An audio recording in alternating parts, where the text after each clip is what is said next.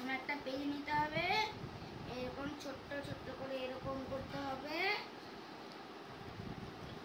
এরকম এরকম করতে হবে, এইরকম আর এইরকম আর এইরকম করতে হবে। দিয়ে এই যে পিছন দিকটা আছে এটাকে এরকম করে সামনের দিকটা এরকম করে সমান করে নিতে হবে। দিয়ে এইরকম করে এইটাকে উঠিয়ে এইখানে দিতে হবে। দিয়ে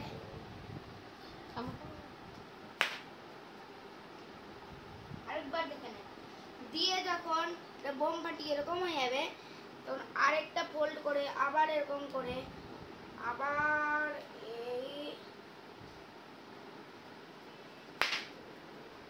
এরকম পেপার বো আবার একটা ফোল্ড করলাম। সবাইকে বলে দাও, কমেন্ট করো কেমন লাগলো। কমেন্ট করো কেমন লাগলো।